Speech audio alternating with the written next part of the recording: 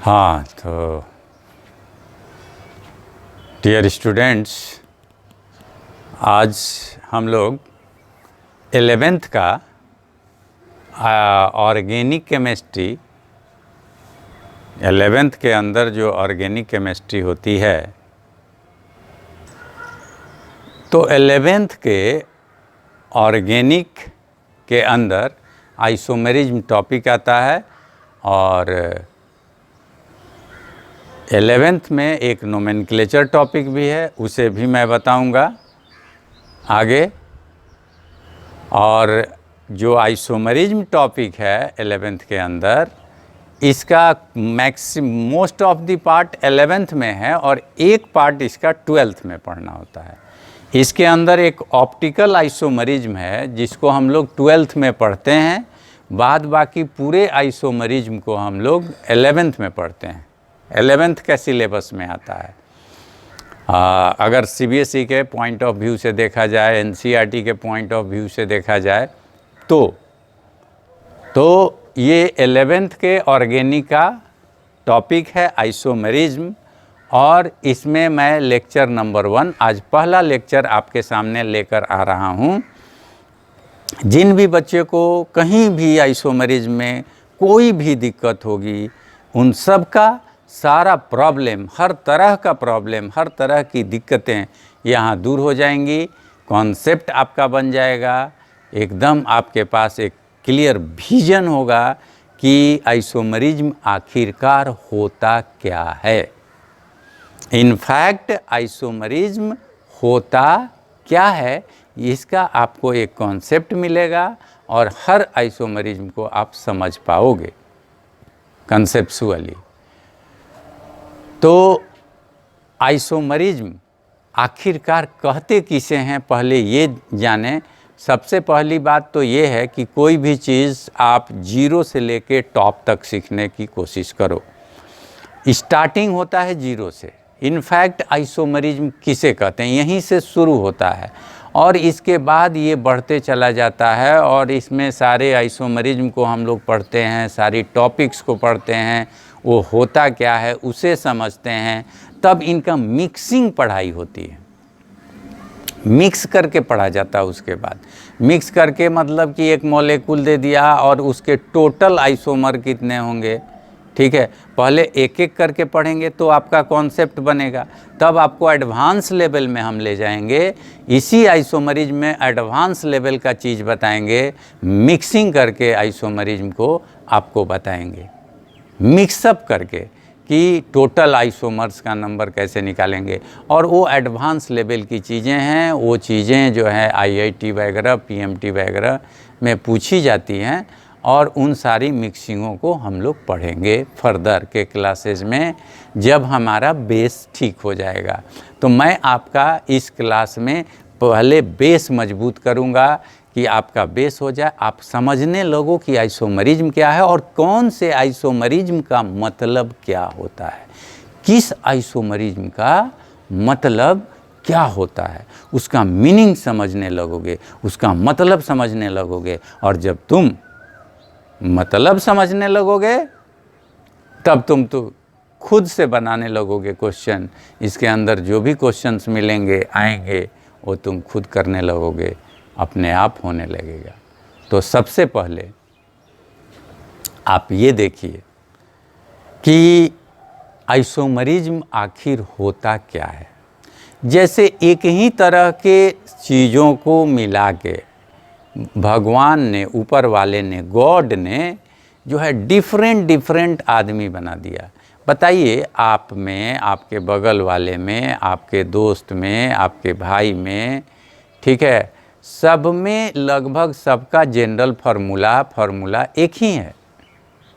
Formula सभी आदमी इस धरती पर 2 आँख, 2 कान, एक मुंह, एक नाक जिसमें 2 छेद से बने हुए हैं।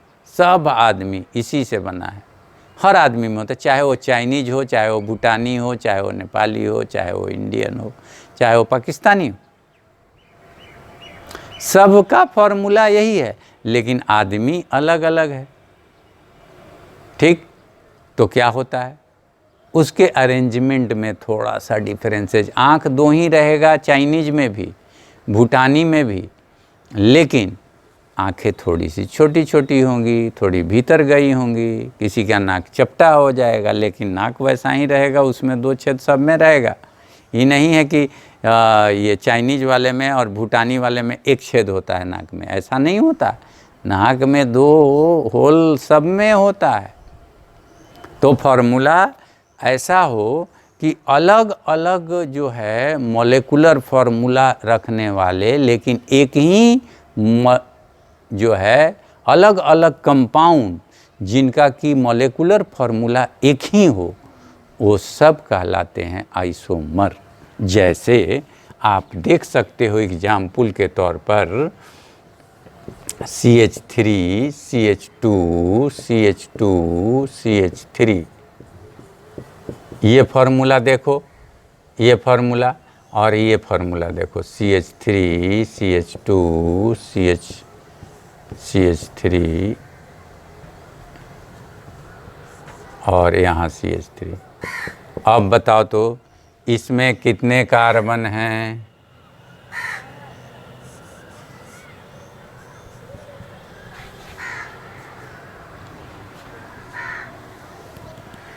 इसमें कितने कार्बन हैं? इसमें कितने जो हैं कार्बन हैं बताइए। इसमें कार्बन कितने हैं? इसमें कार्बन कितने हैं? तो 4 कार्बन हैं, 4, 1 2 3 4 कार्बन कितने हैं? 4। हाइड्रोजन कितने हैं? 3 3 2 2 ऐड कर लीजिए तो H10। इसमें कार्बन कितने हैं? तो 4। हाइड्रोजन कितने हैं? तो 10। तो दोनों का जो है मॉलिक्यूलर फार्मूला तो सेम है, इसी को कहते हैं हम लोग मॉलिक्यूलर फार्मूला।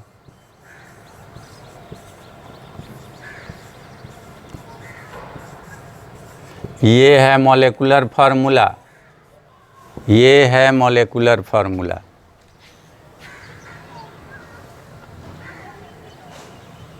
ये है मॉलिक्यूलर फार्मूला और ये हैं स्ट्रक्चरल फार्मूला। ये हैं स्ट्रक्चरल फार्मूला। तो मॉलिक्यूलर फार्मूला इन दोनों का एक ही है, मगर दोनों का नाम अलग अलग है। ये है नॉर्मल ब्यूटेन और ये है आइसोब्यूटेन। बताइए, दोनों का मॉलिक्यूलर फार्मूला सेम है मगर स्ट्रक्चरल फार्मूला डिफरेंट है। दोनों का स्ट्रक्चरल फार्मूला डिफरेंट है और दोनों का कैरेक्टर भी डिफरेंट होगा, दोनों का नेचर भी डिफरेंट होगा, दोनों का बिहेवियर भी डिफरेंट होगा, दोनों की बॉइलिंग पॉइंट भी डिफरेंट होगी। ये क्यों डिफरेंट है भाई?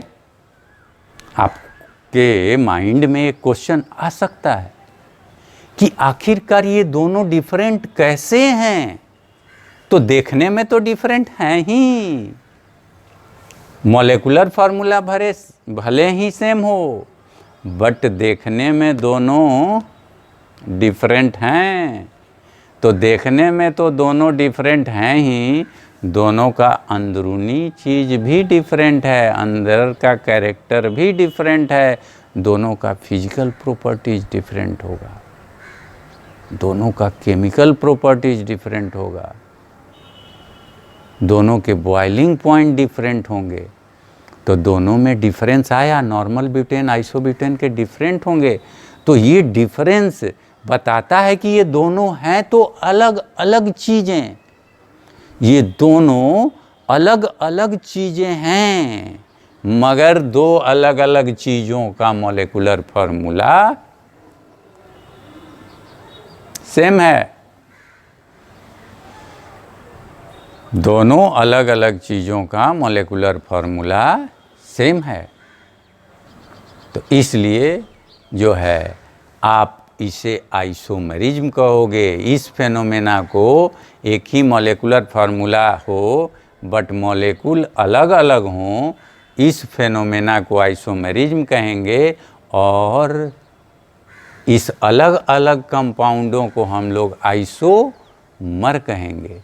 अलग अलग कंपाउंडों को क्या कहेंगे? आइसोमर। ये दोनों एक दूसरे के हैं क्या? आइसोमर। दोनों एक दूसरे के आइसोमर हैं।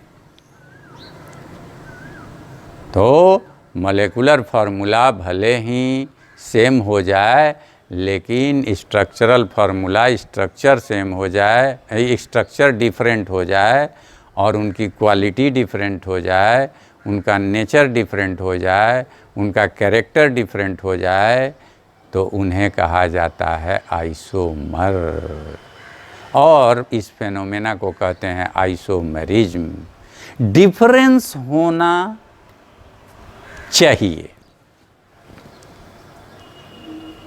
आइसोमेरिज्म शो करने के लिए भले मॉलिक्यूलर फार्मूला सेम हो, लेकिन किसी न किसी कैरेक्टर में डिफरेंस होना चाहिए। ये ज़रूरी नहीं है कि स्ट्रक्चर ही डिफरेंट हो, कैरेक्टर कोई भी हो, डिफरेंट होना चाहिए। इसी प्रोसेस में आता है ऑप्टिकल एक्टिविटी, कॉन्फॉर्मेशन, मतलब थोड़ा किसी तरह का अरेंजमेंट में थोड़ा सा का डिफरेंस आ जाए तो बस आइसोमर हो जाएंगे। तो अरेंजमेंट में डिफरेंस आना चाहिए सो दैट कि उसका क्वालिटी बदल जाए, नेचर बदल जाए, उसे आइसोमर कहते हैं और इस फेनोमेना को आइसोमेरिज्म कहते हैं। तो आइसोमेरिज्म को डिफाइन आप कह सकते हो कि the different molecules with same molecular formula are known as isomer and phenomena is known as isomerism. अब आप जानो कि आइसोमेरिज्म आखिर होता कितने तरह का है। तो आइसोमेरिज्म होता है इनफैक्ट दो तरह का। एक होता है स्ट्रक्चरल आइसोमेरिज्म और दूसरा होता है स्टीरियो आइसोमेरिज्म। स्ट्रक्चरल आइसोमेरिज्म यानी 2D, 2 डायमेंशनल, और स्टीरियो आइसोमेरिज्म यानी 3D यानी 3 डायमेंशनल। तो stereo isomerism will be in space, space में होगा, 3 डायमेंशनल होगा, हवा में होगा, हवा में अरेंजमेंट चेंज करेगा, 3 डायमेंशनल अरेंजमेंट चेंज करेगा। तो इसे समझने और पढ़ने के लिए आपको थोड़ा इमेजिनेशन की ज़रूरत पड़ेगी, 3D चीज़ें देखनी पड़ेंगी, 3 डायमेंशनल अरेंजमेंट देखना पड़ेगा, तब जाके आप इन चीज़ों को समझ पाओगे। और इसे समझने के लिए ज़्यादा आपको मशक्क़त नहीं करनी पड़ेगी। इसे समझने के लिए आपको ज़्यादा मशक्क़त नहीं करनी पड़ेगी। ये जो आइसोमेरिज्म है ये 2D है, 2 डायमेंशनल है, सिंपल आप बोर्ड पर बना सकते हो इसे, लेकिन 3D को बोर्ड पे नहीं बना सकते हो, बोर्ड पे पूरा कंप्लीट नहीं समझ सकते हो। उसको भी बोर्ड पे पढ़ाई के लिए कई तरह के कॉन्सेप्ट लाने पड़े हैं उनकी पढ़ाई हेतु, लेकिन इसके लिए तो ईजिली आप बोर्ड पे अलग अलग स्ट्रक्चर बना दोगे, जैसे यहाँ बनाया हुआ है।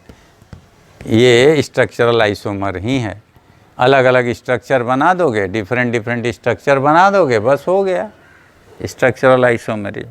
तो स्ट्रक्चरल आइसोमेरिज्म बताना आपको थोड़ा आसान है, इजी होता है, इसे आप कर सकते हो बोर्ड पर और बड़ा दिमाग थोड़ा थोड़ा लगा के इसको सब कर लोगे। बट उसके लिए आपको ज़्यादा इमेजिनेशन पावर चाहिए, आपको इमेजिन करना होगा, आपको सोचना होगा स्पेस में, 3 डायमेंशन में। आइसोमेरिज्म, स्ट्रक्चरल आइसोमेरिज्म 2 डायमेंशनल होता है, यानी 2 डायमेंशन में उसका स्ट्रक्चर बदलेगा। अब 2 डायमेंशनल आइसोमेरिज्म जो होता है ये कई तरह के होते हैं। इसमें पहला आप देख रहे हैं चेन आइसोमेरिज्म, पहला होता है चेन आइसोमेरिज्म। चेन आइसोमेरिज्म जो होता है वो चेन आइसोमेरिज्म ये, ठीक है,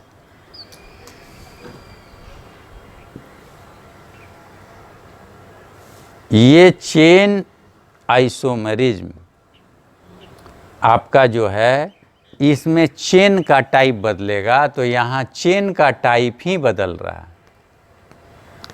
यहाँ चेन का टाइप ही बदल रहा है, चेन डिफर कर रहा है, चेन डिफर कर रहा है, चेन में डिफरेंस है।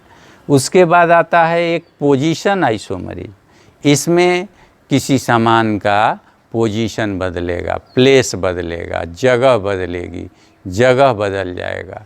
जैसे आप ऐसे दे सकते हो, यहाँ क्लोरीन यहाँ डाल दो और एक में क्लोरीन बीच में डाल दो, बस पोजीशन बदल गया।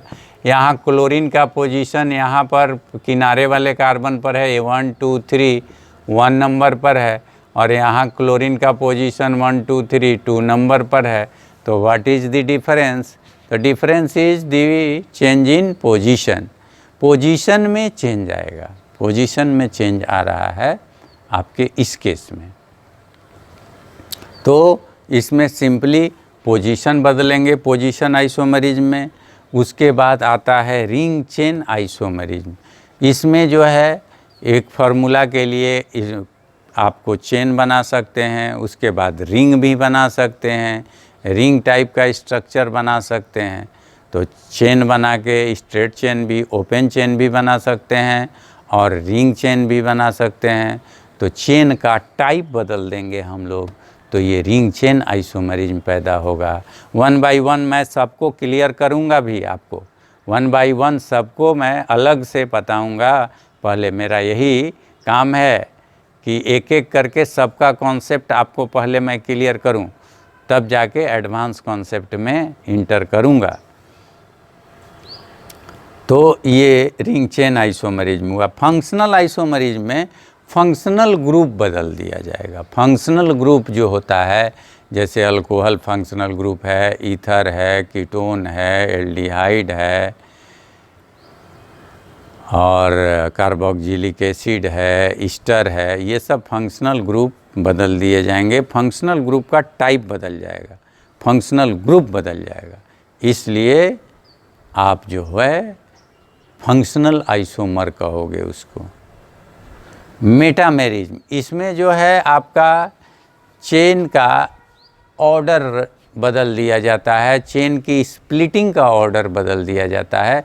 चेन को डिफरेंट टाइप से स्प्लिट करने से ये आइसोमरिज्म जो है पैदा हो जाता है।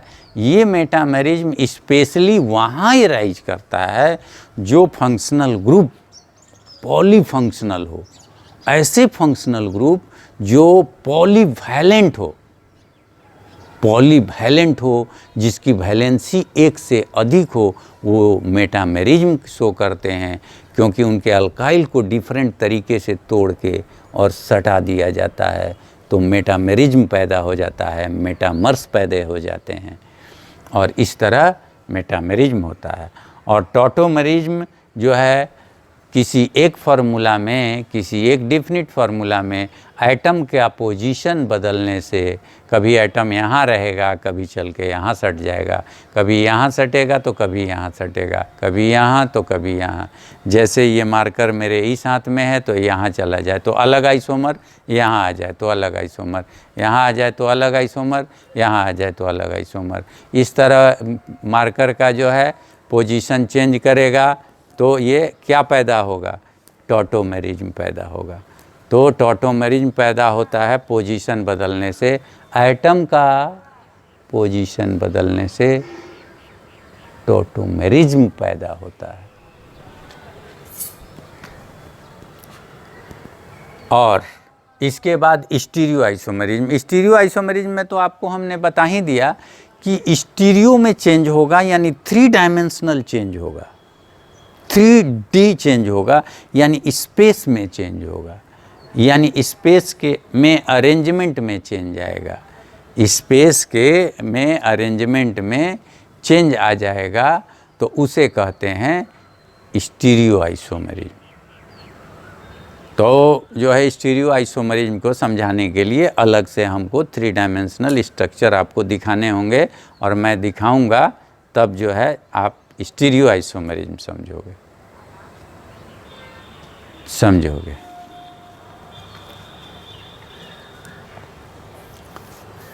स्टीरियो आइसोमरिज्म दो तरह का पहले होगा, एक कॉन्फ़िगरेशनल आइसोमरिज्म और एक कन्फर्मेशनल आइसोमरिज्म। कन्फर्मेशनल में सिंपली रोटेशन होता है, सिंपली नाचता है, सिंपली नाचने के चलते जो है कन्फर्मेशनल आइसोमरिज्म राइज करता है, तो उसे कन्फर्मेशनल कहते हैं। और कॉन्फ़िगरेशनल में उनका कॉन्फ़िगर चेंज होता है, कॉन्फ़िगरेशन चेंज होता है, उनका अरेंजमेंट चेंज होता है, तो उसे हम लोग कॉन्फ़िगरेशनल आइसोमरिज्म कहते हैं। कॉन्फ़िगरेशनल आइसोमरिज्म के अंदर दो तरह के आइसोमरिज्म होते हैं, एक ज्योमेट्रिकल आइसोमरिज्म और दूसरा ऑप्टिकल आइसोमरिज्म। ज्योमेट्रिकल आइसोमरिज्म में ज्योमेट्री चेंज होती है, यानी स्पेस में दो एटमों या ग्रुपों या चीज़ों के बीच या ग्रुप्स के बीच डिस्टेंस में डिफरेंस आता है, डिस्टेंस बदलता है। दो ग्रुप या दो एटम्स के बीच स्पेस में distance, not in the distance in 2 dimension, it will be distance in 3 dimension. Just like आप देखो, यहाँ अगर हम आपके सामने ये हाइड्रोजन रख दिए, ये हाइड्रोजन रख दिए, यहाँ क्लोरीन रख दिए, यहाँ क्लोरीन रख दिए, ठीक है, तो यहाँ क्लोरीन से क्लोरीन का डिस्टेंस यहाँ जो है क्या है, अधिक है, और क्लोरीन से हाइड्रोजन का डिस्टेंस क्या है, कम है। ये डिस्टेंस देखो क्लोरीन से हाइड्रोजन का डिस्टेंस, ये देखो क्लोरीन से क्लोरीन का डिस्टेंस, ये डिस्टेंस अधिक है, ये डिस्टेंस कम है, ठीक है। ये आपको डायगोनल डिस्टेंस दिखता है, ये आपको जो है साइड डिस्टेंस दिखता है, इसलिए आपको लग रहा होगा कि ये डिस्टेंस कम है और ये डिस्टेंस ज़्यादा है, आप कहोगे भी कि ये ज़्यादा है। अब ये डिस्टेंस सही में ज़्यादा है, ये स्पेस में भी ज़्यादा है, लेकिन फंस जाओगे तुम यहाँ। अगर इस तरह की बात दी जाए, क्लोरीन और यहाँ क्लोरीन, हाइड्रोजन और हाइड्रोजन, और यहाँ पर पूछें कि इस क्लोरीन और इस क्लोरीन का डिस्टेंस और इस क्लोरीन और इस हाइड्रोजन का डिस्टेंस बताओ क्या है, डिफरेंस डिफरेंट है या सेम है। इस क्लोरीन से इस हाइड्रोजन का डिस्टेंस और इस क्लोरीन से इस क्लोरीन का डिस्टेंस सेम है या डिफरेंट है। तो इस क्लोरीन से हाइड्रोजन का बताओगे कि कम है और इस क्लोरीन से क्लोरीन का बताओगे कि ज़्यादा है। जैसे यहाँ तुमने बताया वैसे यहाँ भी बताया और यहाँ खा गए गच्चा। यहाँ तो सही है मगर यहाँ गलत हो जाएगा। ये दोनों डिस्टेंस यहाँ पर इक्वल है। यही 3 डायमेंशनल है। देखने में आपको बोर्ड पे लगता है कि अरे भाई ये तो हो नहीं सकता, ये तो हो नहीं सकता। क्यों भाई, क्यों नहीं हो सकता? तो इसलिए नहीं हो सकता कि ये आपको डायगोनल दिखता है और ये आपको साइड दिखता है। और ऐसे सोचते हो तो ये तो 2 डायमेंशन में सोचते हो ना, इसको जब 3 डायमेंशन में स्पेस में लेकर हम जब आएंगे, आपको स्पेस में जब हम इन चीज़ों को दिखाएंगे तो आपको समझ में आ जाएगा कि भैया ये तो दोनों डिस्टेंस इक्वल है। तो स्पेस में डिस्टेंस 2 एटम और ग्रुप्स के बीच बदलने से जो आइसोमरिज्म पैदा हो जाता है उस आइसोमरिज्म का नाम है ज्योमेट्रिकल आइसोमरिज्म। और जो मॉलिक्यूल्स की ऑप्टिकल एक्टिविटी मतलब लाइट के प्रति एक्टिविटी में डिफरेंस आ जाता है उसे हम लोग ऑप्टिकल आइसोमरिज्म कहते हैं। बहुत सारे ऑर्गेनिक एंड इनऑर्गेनिक में मॉलिक्यूल्स हैं जिनका कि ऑप्टिकल एक्टिविटी डिफ़र करता है, लाइट के प्रति उनकी एक्टिविटी डिफ़र करती है। वो लाइट को अलग अलग तरह से बिहेव करते हैं और वो भी सभी लाइट को नहीं, एक खास लाइट को। वो खास लाइट आपको ऑप्टिक्स में पढ़ना होता है, लाइट में पढ़ना होता है 12th में। 12th में लाइट यानी ऑप्टिक्स में आपको पढ़ना है बहुत तरह की लाइट, बहुत तरह के लाइट्स पढ़ने हैं। उन लाइटों में जो है एक लाइट होती है plane polarised light. Plane polarised light होती है। उस ऑप्टिक्स में पैदा की गई लाइट को जब ऑर्गेनिक या इनऑर्गेनिक के कुछ सब्सटेंस के अंदर से पास कराया जाता है तो उस लाइट को वो अलग अलग तरह से बिहेव करते हैं। अलग अलग मॉलिक्यूल, एक ही फार्मूला रखने वाले अलग अरेंजमेंट वाले मॉलिक्यूल अलग अलग तरह से बिहेव करते हैं। उसे कहते हैं ऑप्टिकल आइसोमर्स, और इस फेनोमेना को कहा जाता है ऑप्टिकल आइसोमरिज्म। तो जहाँ कहीं भी जिस किसी भी मॉलिक्यूल में ऑप्टिकल एक्टिविटी में चेंज हो, फार्मूला सेम रखे, मॉलिक्यूलर फार्मूला दोनों का सेम है, दो चीज़ आपको दिया, दोनों का मॉलिक्यूलर फार्मूला सेम है, लेकिन लाइट को पास कराया इसमें से और लाइट को पास कराया उसमें से, तो दोनों में एक्टिविटी लाइट का अलग अलग हो जाएगा। इसकी एक्टिविटी अलग है लाइट के रेस्पेक्ट में और इसकी एक्टिविटी अलग है लाइट के रेस्पेक्ट में, ठीक है। तो ऑप्टिकल आइसोमरिज्म इसे कहते हैं कि जिस ऑर्गेनिक मॉलिक्यूल, ये इनऑर्गेनिक में भी बिहेवियर देखने को मिलता है। इनऑर्गेनिक में आपको कोऑर्डिनेशन केमिस्ट्री में ऑप्टिकल आइसोमरिज्म पढ़ाएंगे। इनऑर्गेनिक में जब मैं कोऑर्डिनेशन केमिस्ट्री जब आपको पढ़ाऊंगा, 12th का इनऑर्गेनिक का एक चैप्टर है कोऑर्डिनेशन केमिस्ट्री, तो उस कोऑर्डिनेशन केमिस्ट्री में हम लोग ऑप्टिकल आइसोमरिज्म और ज्योमेट्रिकल आइसोमरिज्म ये वहाँ भी देखेंगे। तो ये मत समझिएगा कि ऑप्टिकल आइसोमरिज्म केवल ऑर्गेनिक में पढ़ाई हो रही है तो सिर्फ ऑर्गेनिक की चीज़ है और केवल ऑर्गेनिक है यानी कार्बन कंटेनिंग मॉलिक्यूल ही शो कर सकते हैं, ऐसा नहीं समझना। समझना ये भैया कि ऑप्टिकल आइसोमरिज्म ऑर्गेनिक और इनऑर्गेनिक दोनों के मॉलिक्यूल, दोनों के कंपाउंड शो कर सकते हैं। वैसे कंपाउंड जिनका मॉलिक्यूलर फार्मूला तो सेम रहे, लेकिन जब प्लेन पोलराइज्ड लाइट डाली जाए उनके थ्रू, तो वो प्लेन पोलराइज्ड लाइट को अलग अलग तरह से नचा देते हैं, नचाते हैं, रोटेट कराते हैं। कोई क्लॉकवाइज नचाता है और कोई एंटी क्लॉकवाइज नचाता है। कोई घड़ी के डायरेक्शन में नचाता है, कोई घड़ी के उल्टा डायरेक्शन में नचाता है, और इसी नचाने के चलते ऑप्टिकल आइसोमर हो जाते हैं। दोनों एक ही मॉलिक्यूलर फार्मूला, दो चीज़ें हैं, दोनों का मॉलिक्यूलर फार्मूला सेम है, लेकिन एक लाइट को क्लॉकवाइज नचाता है और दूसरा लाइट को एंटी क्लॉकवाइज नचाता है। तो क्लॉकवाइज नचाने वाले का नाम हो गया डेक्स्ट्रो रोटेटरी ऑप्टिकल आइसोमर और एंटी क्लॉकवाइज नचाने वाले का नाम हो गया लेवो रोटेटरी ऑप्टिकल आइसोमर। तो इस तरह से ये दो तरह के ऑप्टिकल आइसोमर पैदा होते हैं। ऑप्टिकल आइसोमरिज्म के अंदर भी दो तरह के ऑप्टिकल आइसोमर पैदा हो जाते हैं, बन जाते हैं, और ये ऑप्टिकल एक्टिविटी पर डिपेंड करती है। और उसी तरह से ज्योमेट्रिकल आइसोमर भी दो तरह के होते हैं, एक सिस कहलाते हैं और एक ट्रांस कहलाते हैं। ये जो है ज्योमेट्रिकल आइसोमरिज्म के केस में होता है। तो ज्योमेट्रिकल आइसोमरिज्म भी दो तरह के होंगे मेनली, मुख्य रूप से, और ऑप्टिकल आइसोमरिज्म भी दो तरह के होते हैं मेनली, एक डेक्स्ट्रो रोटेटरी, एक क्लॉकवाइज नचाने वाले और दूसरे एंटी क्लॉकवाइज नचाने वाले, ठीक है। तो इस तरह आज इंट्रोडक्शन हुआ आपको आइसोमरिज्म का। आप क्लास में आइसोमरिज्म के बने रहेंगे। आपको फर्दर जो है नेक्स्ट क्लासों में आगे की टॉपिक्स बताई जाएगी।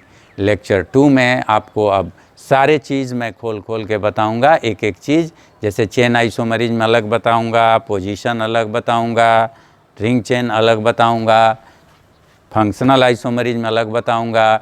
तो सारे आइसोमरिज्म मैं अलग अलग करके आपको बताऊंगा, ठीक है। चैनल पर लगातार